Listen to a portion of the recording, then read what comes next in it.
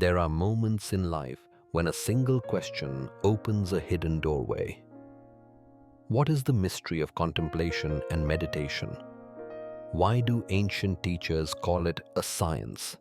And why does it hold the power to change a human life from its very roots? At first glance, both seem the same. Most people use the words as if they point to one idea. But the moment you look closer, the ground starts to shift. Contemplation belongs to the mind. It studies the world, breaks it apart, examines every layer and every detail. It brings comfort, progress, and knowledge that helps us live in this world. Meditation is something very different. It begins where the mind stops. It doesn't break life into pieces. It gathers everything back together. It heals. It reveals. It draws you inward, toward the space that cannot be taught in any school, toward the awareness that can be known only through direct experience. If you understand this difference, even a little, and begin to live it, something inside you starts to open. The restlessness fades. A quiet clarity rises. You start to sense why you were born and what this life is asking from you. This journey is subtle, powerful, and deeply personal. And if you walk into it with sincerity, it can reshape your entire inner world. Today, we explore this mystery. Today's satsang is about the mystery of contemplation and meditation. This is a deep subject. It is a scientific subject. If you understand it in depth and try to bring it into your life, you will gain a lot. In simple language, people usually consider contemplation and meditation to be the same. For an ordinary person, there is no difference between contemplation and meditation. He thinks both are the same, both are equal and interchangeable. But this is not true. There are two paths of knowledge. One is the scientific path, which we call physical knowledge. This knowledge is given in schools, colleges, and universities, and with this you receive degrees so that your level rises and you reach the level of knowledge that the world is living in. With this you can earn money, and this is also necessary for living in this world and sustaining your life. The second kind of knowledge is spiritual knowledge. In satsang, we speak only about spiritual knowledge. This knowledge is the knowledge of the soul, the knowledge of the Supreme, and the knowledge of the Self. No one can give you this knowledge.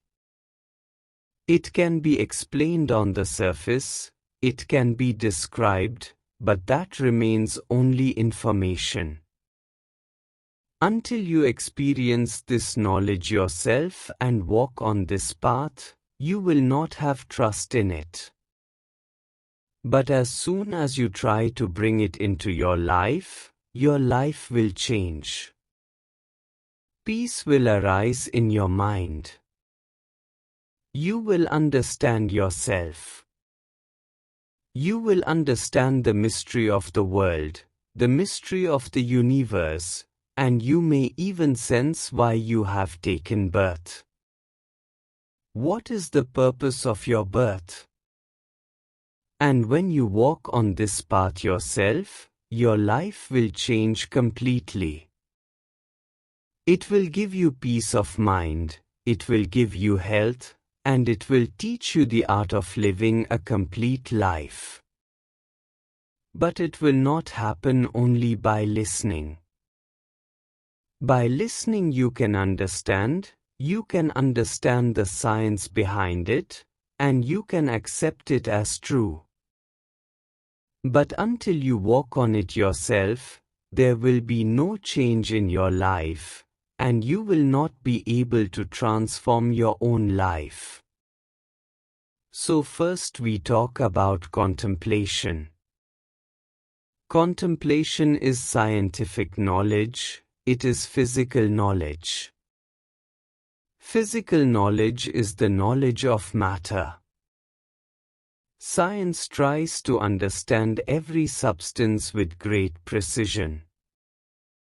It studies it with such depth that today our life on the physical level has become more comfortable to some extent.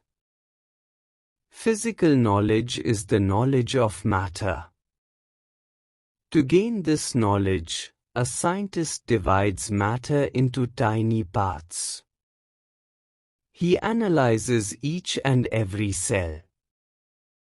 As matter is divided into pieces and studied, scientific progress takes place. Science has divided substances into very subtle particles, and finally it reached the atom. It has even obtained information about what exists inside the atom, that it has protons, neutrons, and electrons.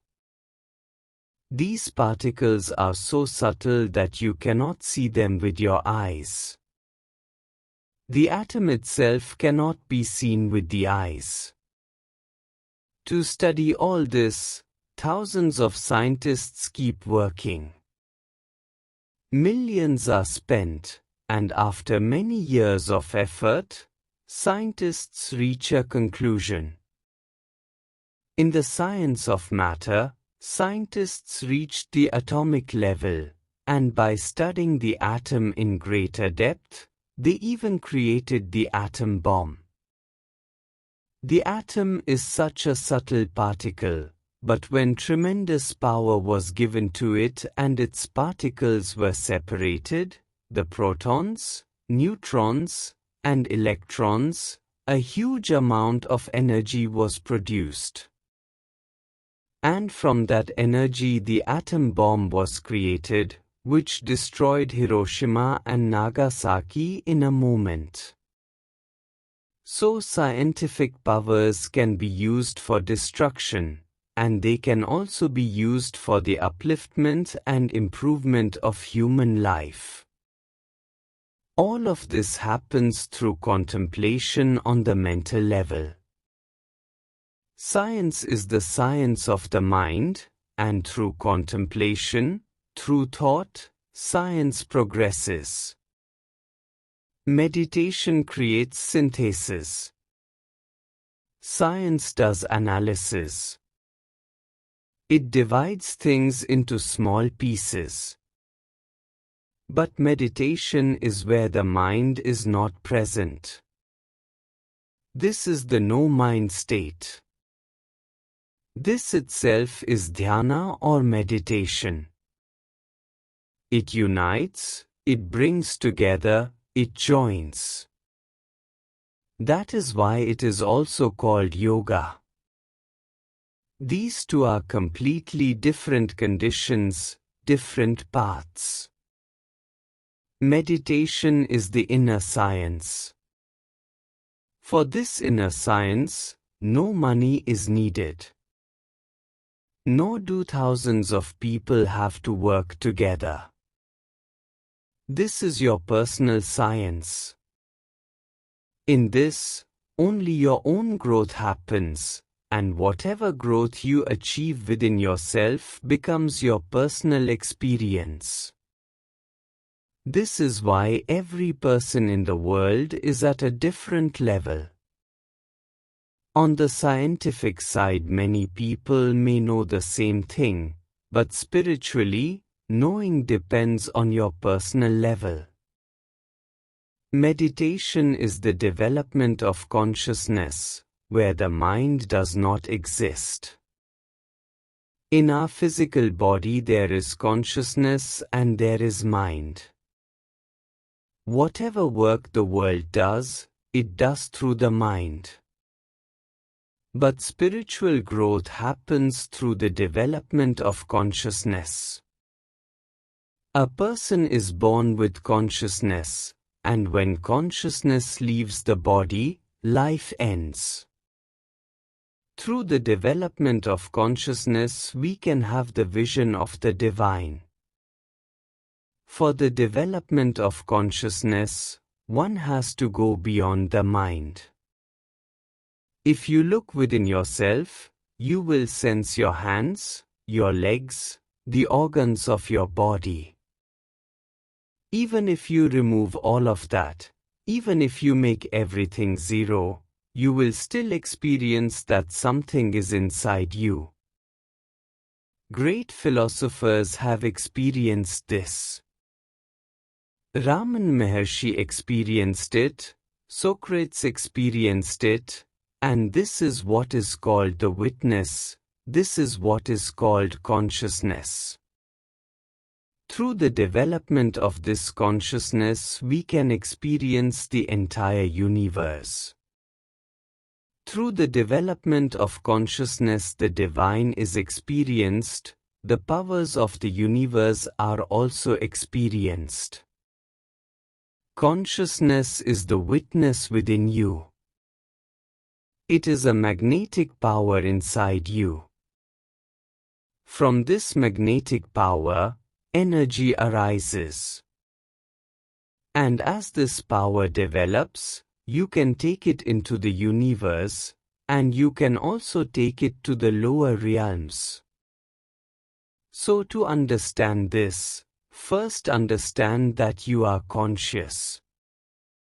And if you go deep within, you will feel that inside you there is a subconscious.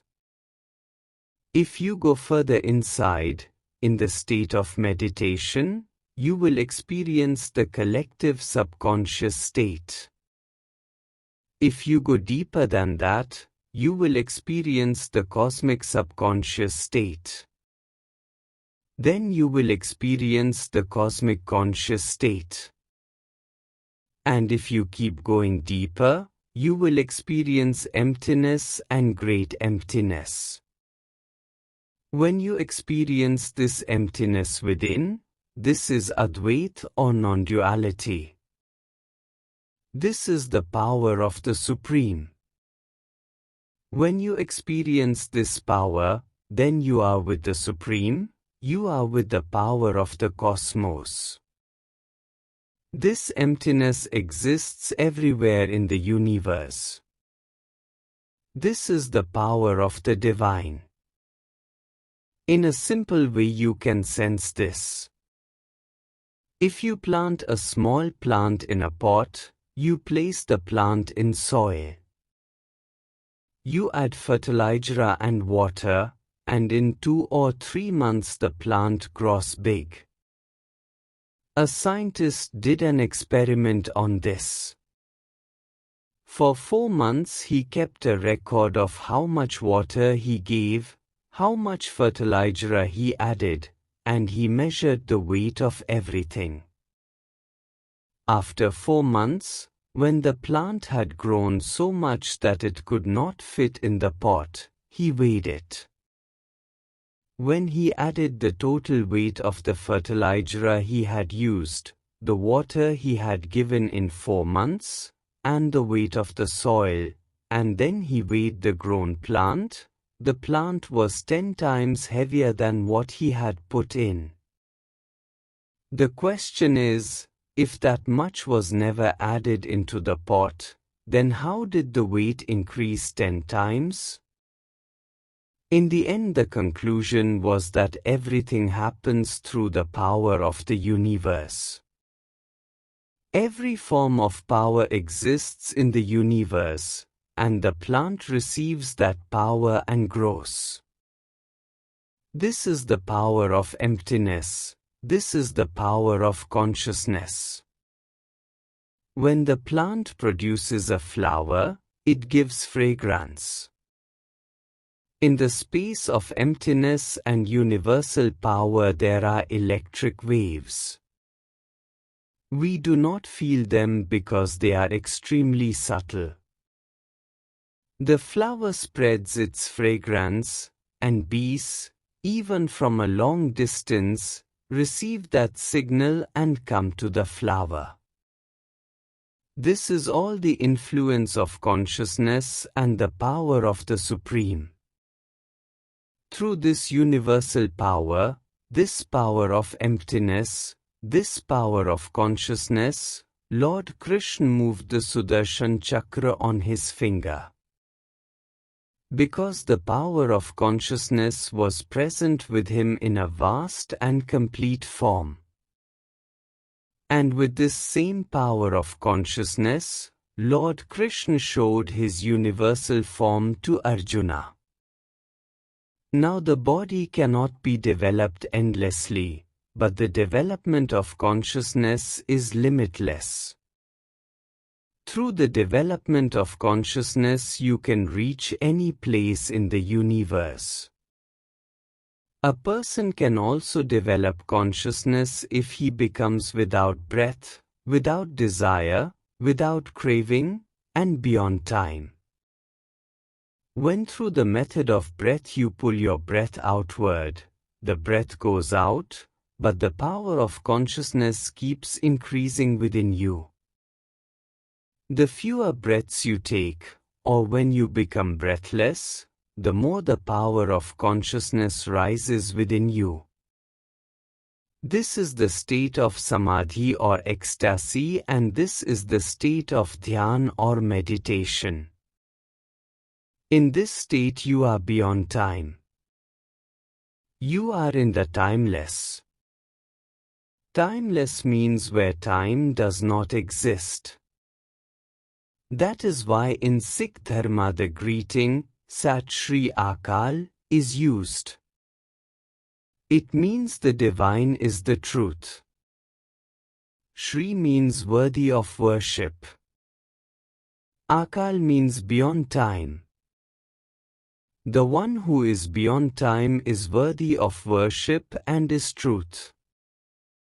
We remember that one whenever we greet each other with Sat Shri Akal. In Hindu Dharma, we say Namaskar or Bhagwan. There is immense power in the word Bhagwan. The word did not come without meaning. It is made of 4 letters, Bha, Ga, Va, and Na. Bha means Bhumi, the earth. Ga means Gagan, the sky. Va means Vayu, the air. Na means Neer, the water. So the entire universe is contained in the word Bhagwan. Earth is there, sky is there, air is there, water is there, and emptiness is always there. By living in this emptiness, by being with the divine, we can understand the mystery of the universe.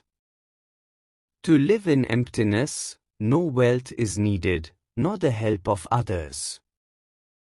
Only your body needs minimal food. From emptiness you can receive the entire power of the universe.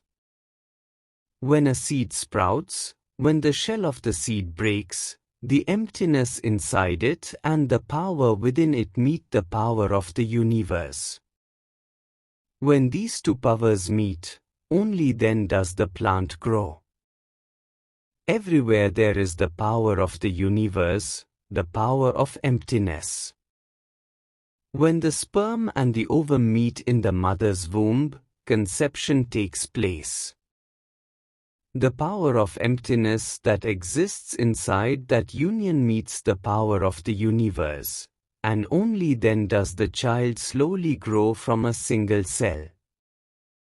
Inside the earth there is darkness. Inside the earth there is no air, but there is the power of the universe, the power of emptiness. Darkness and the absence of air mean emptiness. The power of the universe is present. Because of this, Every type of oil emerges from within the earth. Gold, silver, and many kinds of metals come from inside the earth. Science cannot create what the power of emptiness and the power of the universe create on their own. When an atom explodes, emptiness is created, and emptiness itself is the power of the atom bomb. In emptiness, the electron, positron, and neutron of the atom separate, and a great force is produced. If one atom can create so much power, then imagine how great the power will be if we remain in emptiness. Emptiness is oneness. Light is born from emptiness. Saint Ravidas was able to perform all his divine acts through the power of emptiness.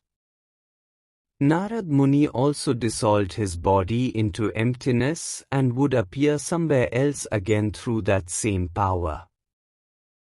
In emptiness there is no obstacle.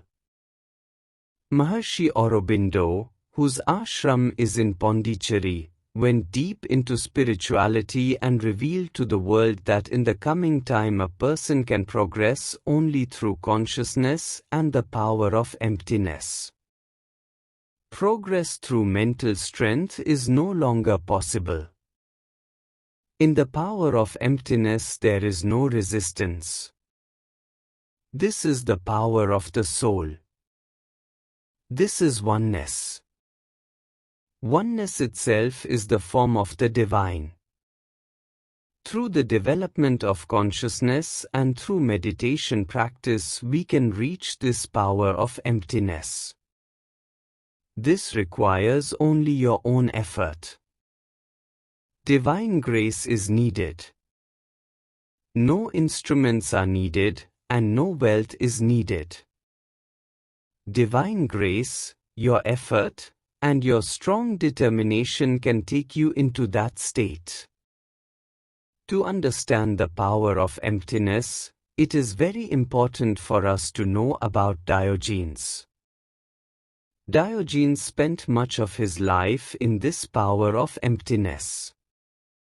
If we look at the beginning of his life, he belonged to a wealthy family. He made gold and silver coins under orders of the government. But the society of that time did not want him to remain in such a high position. So they created a conspiracy to ruin his reputation. The conspiracy was that people started accusing him of removing gold from the coins and mixing copper instead. He tried to defend himself, saying we do not do any such thing, but the conspirators did not allow him to stay in that position. When Diogenes became disappointed with his struggle and could not change society, he left his home, left his family, and started living like a fakir. He kept a dog with him. He carried a stick, a small mug for water, and a lamp. Even when there was sunlight in the streets of Greece or Athens, he would walk with his lamp lit. When people asked him, "Why do you walk with a lamp in daylight?" he would say, "I am searching for a person who is the same inside and outside." His purpose was to find someone whose soul is pure, who is sincere, who does not wear masks on his face, and who does not live in pretension. But the world saw him as a mad monk. He lived in a large tub in the city. He ate there and slept there. When he saw that a dog drinks water without any vessel, he threw away his mug too. One day the city's thugs caught him. In Athens, at that time, anyone who had no guardian or family was sold. They caught him and brought him to be sold. They began the auction, asking who wants to buy this servant. Diogenes said, "Let the one who wants to buy the master place the bid." He was very healthy. His height was 6 or 7 feet. When a wealthy man saw that he considers himself a master, he was impressed. He paid money, bought him, and took him home. When he saw Diogenes' knowledge, he was deeply impressed and had his 2 sons educated by him. Diogenes was a great sage, but he lived before the world in this simple way. At that time Plato was a great philosopher. He had his own academy. He was a great founder. Diogenes went to him and said in front of everyone, "You are confusing the children, giving wrong education." Plato used to say that the one who has no wings is wise. So Diogenes brought a bird with its wings cut off and said, "Is this one wise?" Plato could not explain it. Diogenes wanted to show the world the reality, how a person should live. One should not live with double personality. One should not live wearing masks. How one is inside, one should be the same outside. One day Alexander came to meet Diogenes. Alexander arrived and said to Diogenes, "Whatever you want, I will give you." People thought he would ask for wealth. But Diogenes said only one thing, "Please move aside so that the rays of the sun can reach me." The sunlight was coming. People thought Diogenes would insult Alexander. But Alexander was deeply impressed. Such a simple person, such a simple saint, who kept nothing with him and who had no interest in Alexander's riches. He lived in emptiness and taught the world to live in emptiness. A wealthy person was once very impressed with him and invited Diogenes to his home. His home had very fine flooring, a sofa, everything was beautiful. He told Diogenes, "Brother, please do not make my home dirty." Because Diogenes wore only one simple cloth. No shoes, no sandals. But his wisdom was great. When he entered that house, he felt the urge to spit. He looked at everything. Everything was very beautiful. He did not know where to spit. So he spat on the face of the person who had invited him. That man became very angry. Diogenes said to him, "I observed everything. To me, you appeared to be the dirtiest thing here. Everything else looked fine. So I spat on your face. I had the urge to spit, so I did it on you." He wanted to show everyone through his life that a person should be the same inside and outside. Live in the state of emptiness. Do not wear masks in life. Only then you can live with nature. Even animals in nature live without clothes. They eat whatever suits their body. When Diogenes died, Alexander also died on the same day. It is said that when both their bodies were being taken towards the river, the story describes that Diogenes said, "You have come empty-handed, leaving behind everything you earned, and I have brought everything with me. I was a king even there, and I will remain a king further also.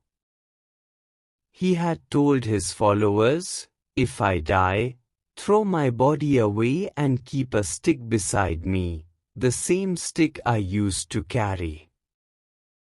People asked, why keep the stick?